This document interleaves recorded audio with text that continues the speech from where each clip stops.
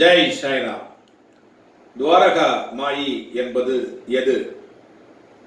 சாய் பாபா சீரடியில் வாழ்ந்தார் என்பதுதான் எல்லோருக்கும் தெரியும்.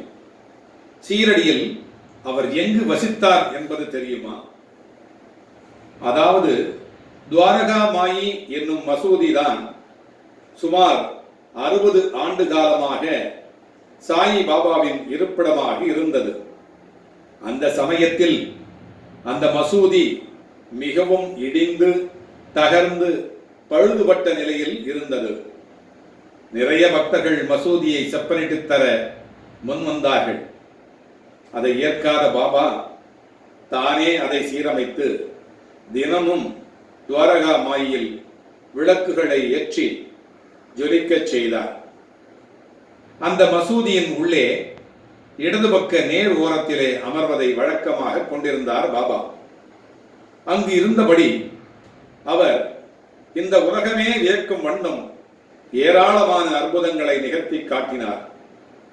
இதனால் பாபாவை நம்பிய மக்களுக்கு துவாரகா மாயி தலம் கலங்கரை விளக்கமாக மாறியது.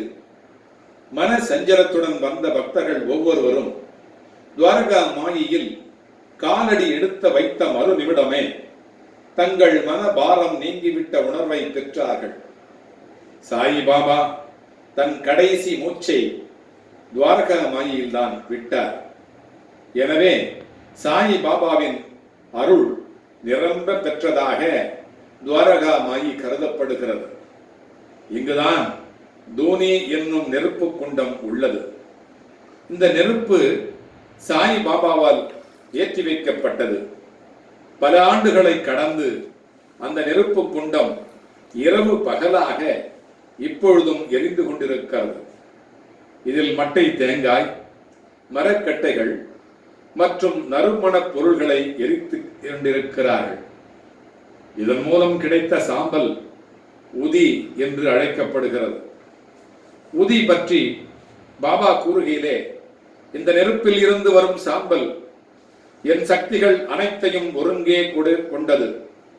இதற்காகவே சீரடியில் அக்னி பகவான் நிரந்தரமாக குடியேறிவிட்டார். எனவே இதை என்னுடைய அருள் பிரசாதமாக பயன்படுத்துங்கள் என்றார்.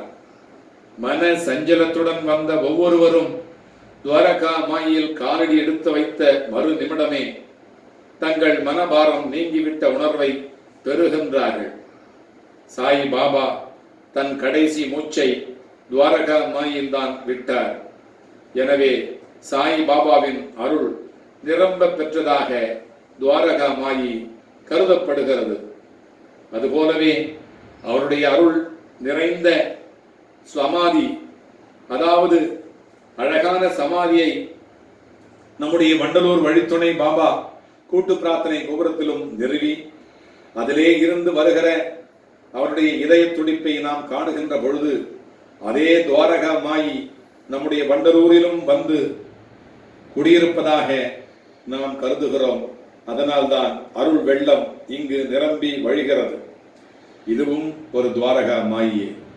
அல்லாஹ் மாலிக்.